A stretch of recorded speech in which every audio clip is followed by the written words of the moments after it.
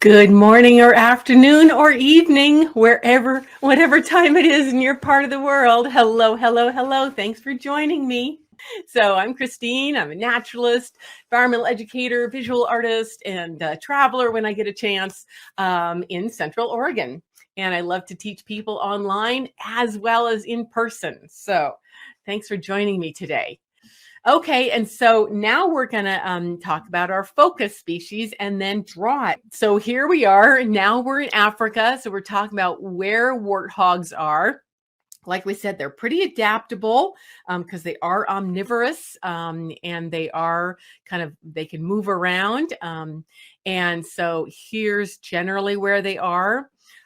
They are decreasing because of habitat loss and hunting, and they often compete with farmers because they do get into croplands and ruin and sort of rototill crops while they're hunting for food. Again, they have a very diverse diet like the other pigs, so they'll eat seeds and fruits and nuts and grains and tubers and carrion and all sorts of things. So they do compete with farmers, and they are killed by farmers. They can also give various diseases to domestic pigs. So they are kind of persecuted as well as being eaten. And here is their skeleton. So again, when we're drawing them, you want to notice how they have these huge incisors. They've got this big, long, sloping kind of triangular head. They have this kind of big shoulder here, but the rest of their body is just very, generalized like other mammals we've drawn. So they have the neck region, the pectoral girdle, this barrel-shaped stomach region, and then the hip region. And you can see it's kind of hard to see the shoulder here and the knee because they're kind of hidden. But anyway, there it is. But here you could also really well see in this picture their foot structure. So even if you can't see something in the wild when you're sketching it, sometimes you can add those details if you already know what they look like. So I really enjoy visiting natural history museums that have these skeletal mounts so I can study them. And I do have my students look at these skeletal mounts, draw the skeleton, and then draw the outline of the kind of the edge of the fur, the silhouette of the animal on top. So they really understand. So here you can see how they're walking on their two middle toes, and the two back toes are more kind of like dew claws that are on the back. Yeah, Margie said, good view of their teeth. Yeah. And then just like the other pigs, there are sexual differences between the genders, the males and females, and the males are generally larger. They have larger tusks, and they have these funny warts on them. Oh, we'll have bigger pictures. Yeah, here's the warts. So they're called warthogs because of these wart-like structures. And this isn't bone. There's no bone inside there. It's kind of like what would you call that? Not tendons or ligaments, but anyway, they're these fatty tissues, and these kind of help protect them when they're battling because they battle with these big old incisors. So you see they have a pair under their eyes and a pair kind of in front of their nose, and then some below their nose too that you can't see as well. So habitats, like we said, kind of central southern Africa. So they're sharing that habitat with a lot of species. We've already sketched in my classes like zebras and the rhino, and who else? Giraffes. I've sketched so many elephants. So you can just imagine that habitat. And even near Mount Kilimanjaro. And here's a bunch of the wildebeest. So the behavior, well, since they don't have a lot of fur both members of the pig family love to wallow, both to cool themselves and cover themselves in mud to protect them from biting insects. But also, yeah, it cools them and protects their skin because they don't have a lot of covering of fur, so they could get sunburned. And they often are kneeling here to feed. They're born with these calluses on their forearms.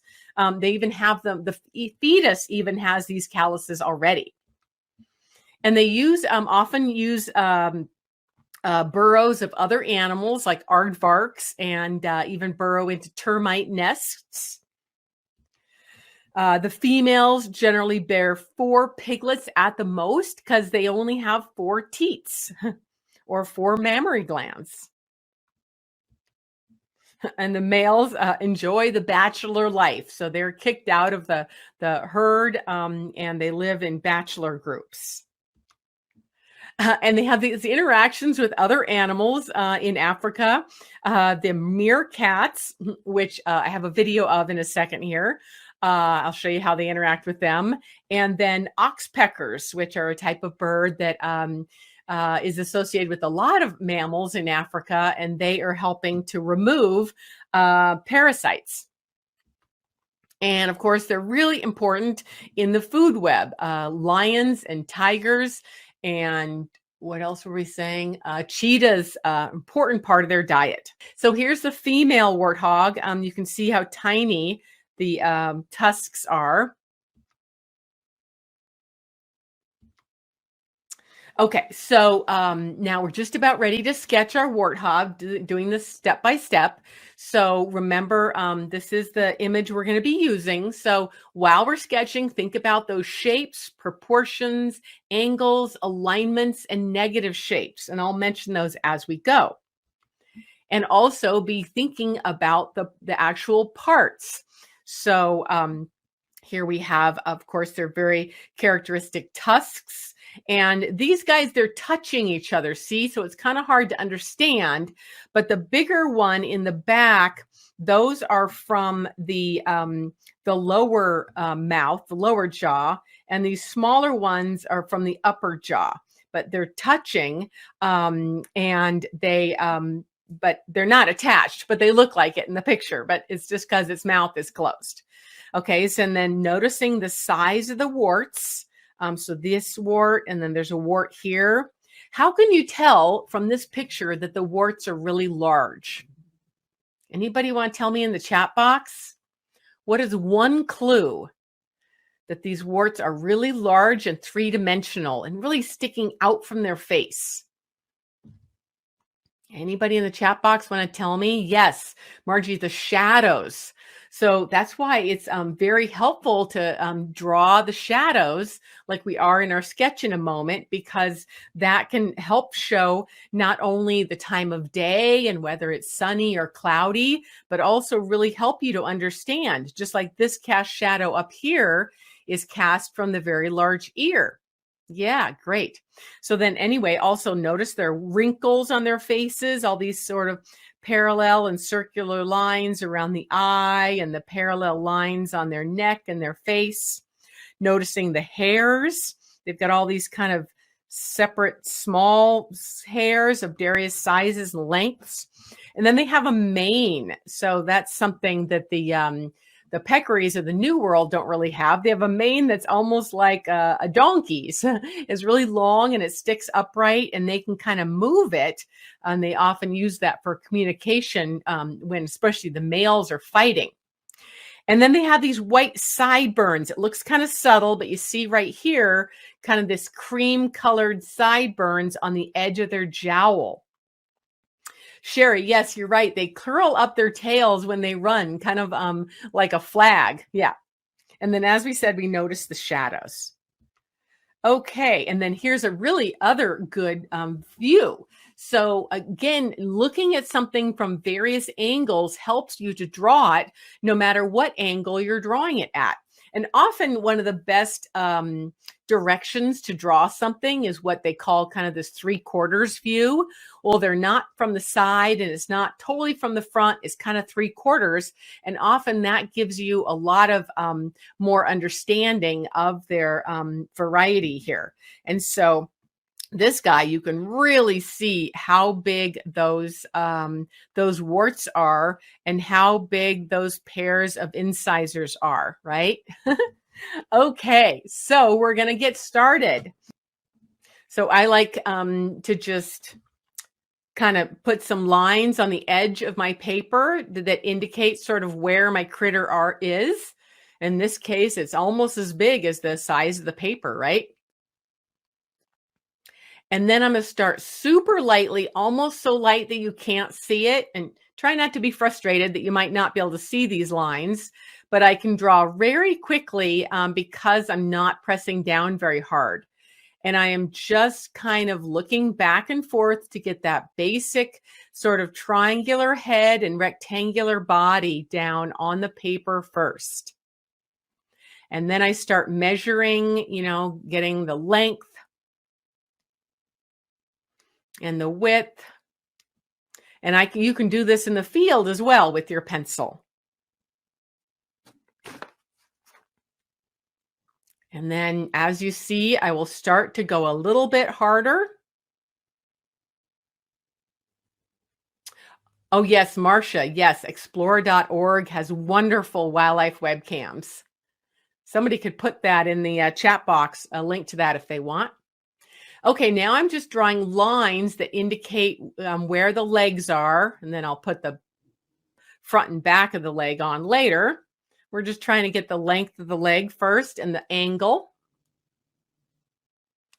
Again, now continuing to look at this guy. So this is, the way I demonstrate sketching is the way I might do it in the field in terms of just going a little bit more detail the longer I get a chance to look at something. So sometimes something like one of those captive peccaries might be sitting around for a half hour eating, whereas these warthogs might be running really quickly. So I like to just get super quick outline sketch, and then the longer I get to observe something, the more details I can get. But I always start with this this kind of indicating the silhouette of the creature before I start adding any kind of internal details. Really thick neck, especially if you include that mane area, thick belly. So you see I'm modifying and making him a little fatter, but I'm not doing any erasing yet. I just try to pretend I'm out in the field, and those warthogs aren't going to wait around while I try to be a perfectionist.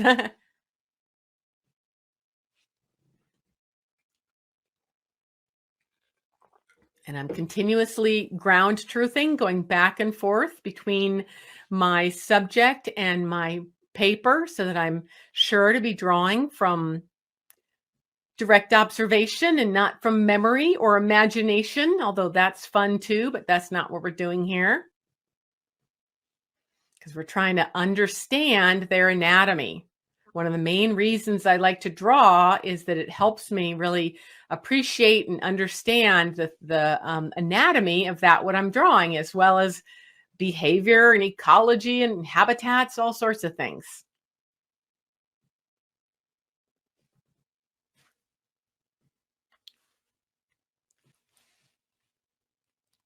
So again, going over the whole thing again, adding the mane lightly.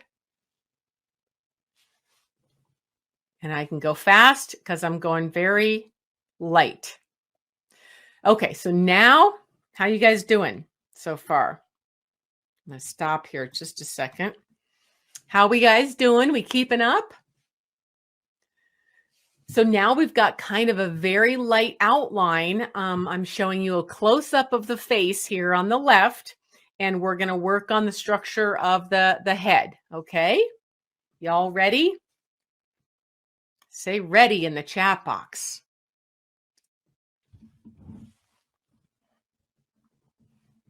And Lillian Jacobs said, hard to get the legs for me. Yeah, legs are pretty hard, but you know what I do? You can just hide them in the grass. You can just draw a whole bunch of grass blades in front of them. So don't worry about it. Legs are challenging. And again, if you were joining one of my courses, the course on sketching mammals of the world, I talk a lot about structures of the body. And if you look at the skeleton more, that really helps you to understand where the joints are and how things bend. But in the meantime, don't get frustrated about the legs. Just keep going, and you can hide the legs in a bunch of grass. Okay, so let's look at that head now. You can look at the bigger picture on the left if you want, or your own sketching cheat sheet if you did that. So we're going to now go a little bit slower, and I'm pressing a little bit harder with my pencil, you see. Kind of getting the triangular shape of the ear first. Then the forehead. Then its left eye, there's kind of an oval there. So most of the eye is hidden, but it is sticking way up above the head, so it's kind of an oval. So I'm drawing the two circles that indicate the eye and going down the snout.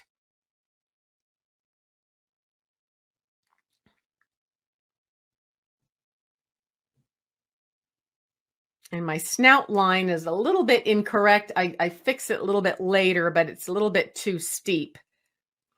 Now getting the muzzle super lightly, double checking my length of the whole body. And again, if we're going too fast, you can always watch the replay, stop things, slow it down. Okay, the lower lip and the jaw that's going to have those white hairs on it. The very thick, strong neck, double checking how wide that is.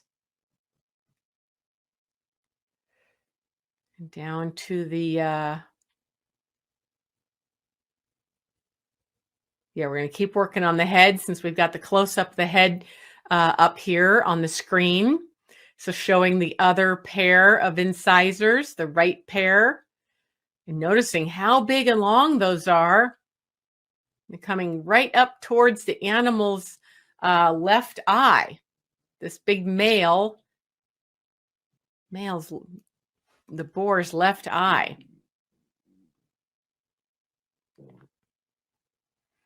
And again, you can see the two incisors, and the top one is in front of the one coming out of the top of the mouth is in front of the one coming out of the bottom of the mouth. And you also see a nice cast shadow there, which can help you to later on differentiate the two.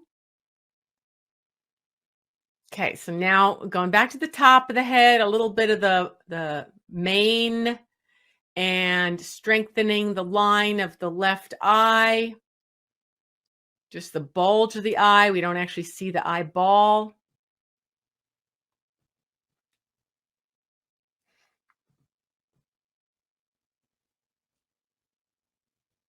And then the bigger right eye bulge. You see they've got a lot of hair around there and a lot of eyelashes to help keep the dust out, because it's very dusty in this part of Africa.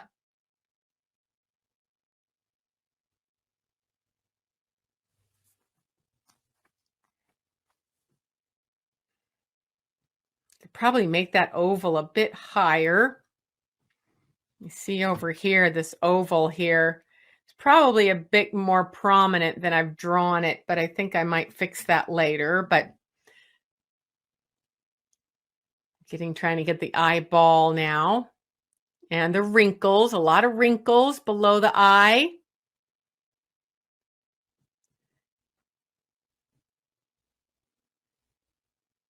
And you know there are wrinkles because of the shadows.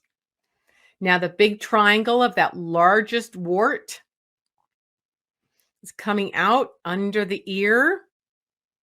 And if you notice alignments, the alignment of where that wart is compared to where the ear is. And we'll add those cast shadows later, but just noticing those. There's not that other wart with the cast shadow. So if this were at nighttime, or if this were at noon where there weren't cast shadows, it would be much harder to see that three-dimensional structure. So, the time of day that you're sketching something really has a lot to do with, how successful you are at seeing the three-dimensional form. So now I'm just doing a little bit of correcting of some edges. And like I said, I have that forehead kind of wrong right there. You might fix that if you want to. But I'm just cleaning up my edges a little bit with the tri lines.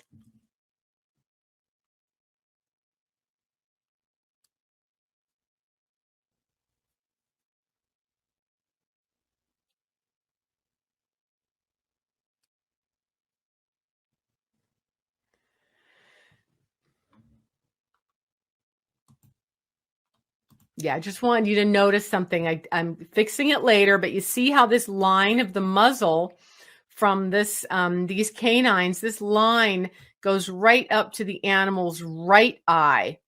And you see how I kind of have it going up to the animal's left eye. So I fixed that later. I noticed my mistake a little bit later, but it's something that you should notice. See the difference here? Okay, how are we doing with that head?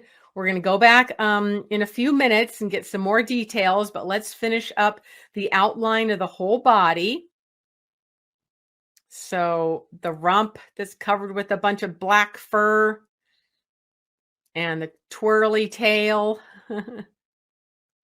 It's kind of twirling towards us. And then it has these little short tassels on it.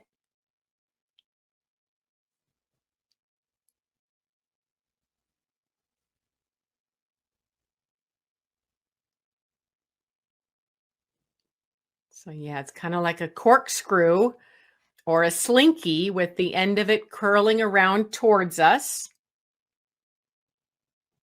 I'll add some more fur to that later. Looking everywhere again.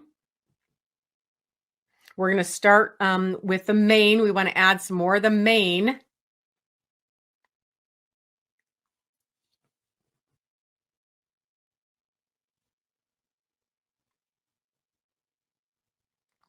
Sorry, I'm just strengthening the line of that ear and shadowing it in there a little bit.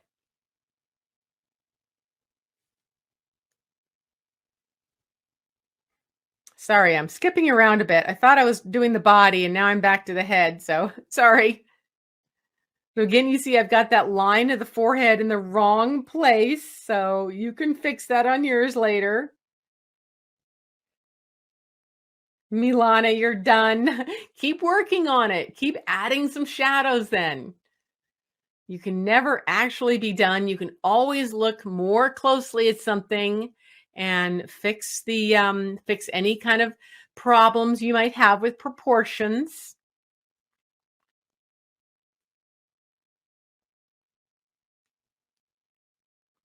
Yeah, I'm just getting a little bit more careful outline of the head.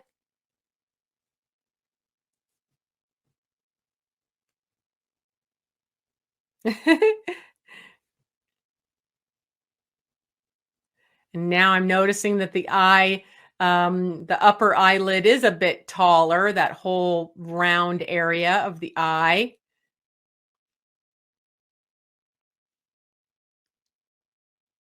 So I was just kind of fixing that again. So Lily and Jacob, you're going to try the land part now. Okay.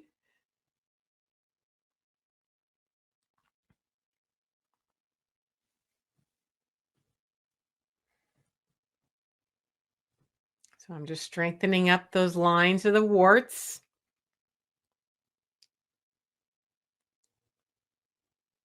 And the jowl.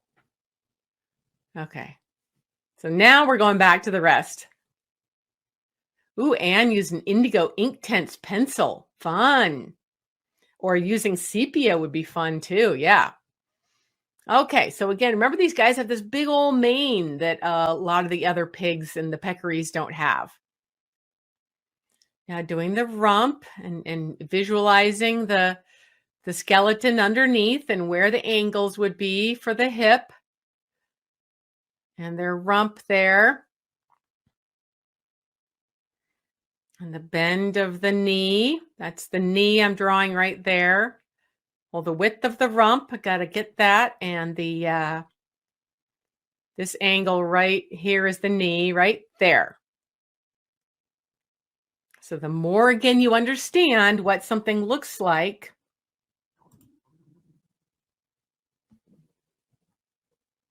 what the skeleton looks like, the more you'll know where the bends should be in the body and which direction they should be. Now, I've probably got that ankle a little bit too tall, but that's okay. He could be lifting it a bit. Now, this is a male, so getting his testicles there. We know it's a male because of the bigger body and the bigger tusks and bigger warts. And of course, they have the testicles. Okay, giving him a little bit fatter belly.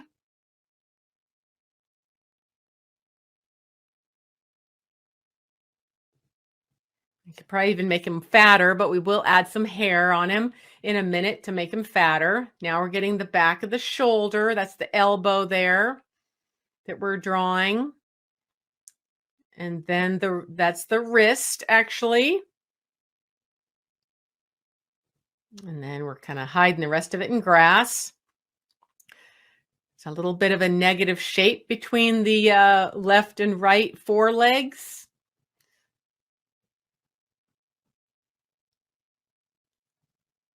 And I could probably bring one of the forelegs in front more, angling it. There we go. So it's, you can change things. You can do some erasing. There's that negative shape, that little oval between the left and right leg. And that's the elbow there that I was indicating. Just doing a couple checks of my proportions before I finish this. So the upper arms, if you want to call them that, are thicker than the lower ones. So below the wrist here, this is the wrist right there. It gets narrower and narrows down into the hooves.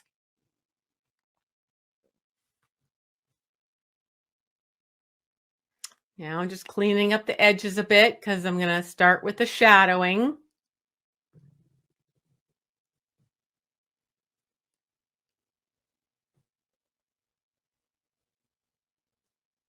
So you might notice my negative shape between the left and right forelegs is a little bit narrower. So I'm trying to fix that a bit, but it really doesn't matter so much because they can move their legs, obviously, as they're walking.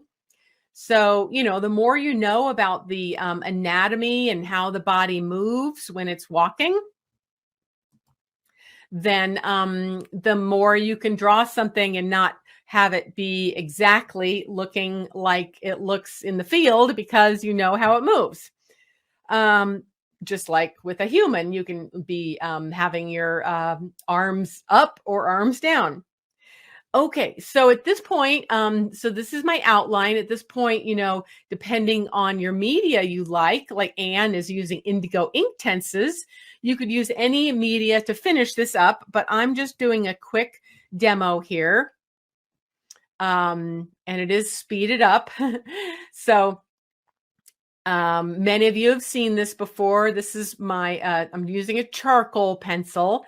Now, you wouldn't use this in the field because this would smear really badly, but I love to have people work in this medium or any medium where you're adding a lot of shadowing so that you really can understand the three-dimensional structure. So I start by just putting a whole bunch of the charcoal over the whole animal. I have pulverized it on my sandpaper there, and I'm painting it on with a brush. So this is actually a really fast way to do it. Even though I've got this video sped up, it's still super fast.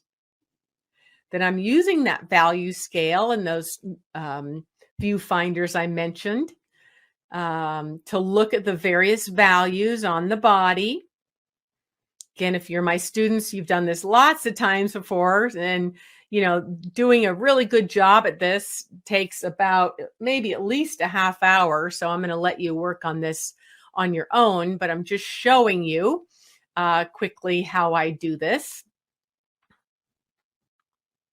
So it's just a great next step after you've gotten pretty good at getting the proportions or the silhouette of a subject to start working on understanding three-dimensional form that you're going to, accentuate or indicate with your shaded pencils, and also indicating the shadows.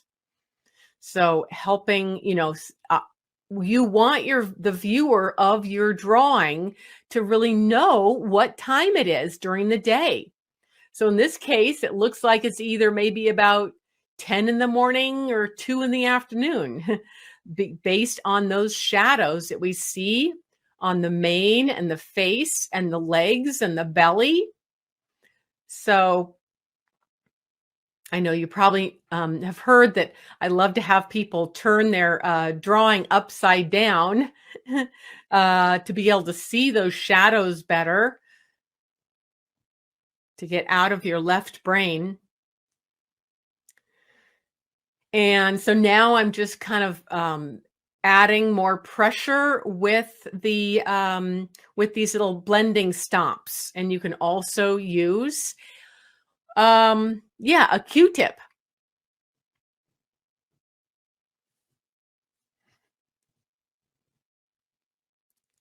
If you have any questions, put them in the chat box. We're just about done. I was trying to honor my shorter time frame today. So you see, I kind of go back and forth between adding things with the pencil and blending with the brush and with the blending stomp, and just looking back and forth, just adding more and more values and lifting values with the eraser. So, this is a really forgiving medium using pencils, because you can continue to add darks and then lift out the lights with an eraser. So it's super great practice, very forgiving. It's not like painting watercolors where they're really pretty hard to lift up. So it's a really iterative process where you can just continue to look back and forth at your critter, noticing those shadows, really indicating the muscle structure, the wrinkles like on that back leg, the cast shadow of the ear and the warts and the incisors and the mane, the shadows under the belly and the neck and the shoulders.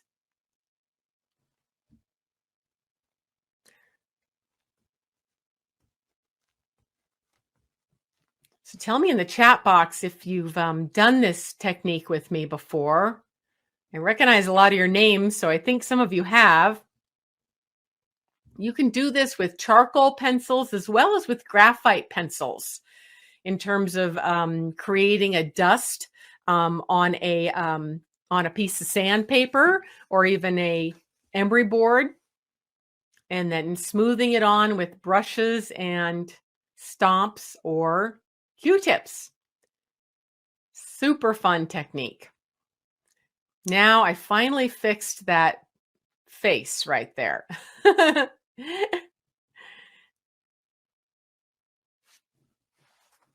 Catherine says, yes. Milana says, it's amazing.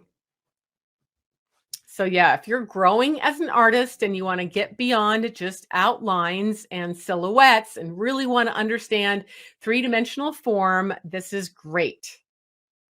Well, I hope you enjoyed sketching Africa's common warthog with me today and learning a little bit about their biology and anatomy. If you want to learn more, check out the links below. Take care. See you next time. Bye-bye.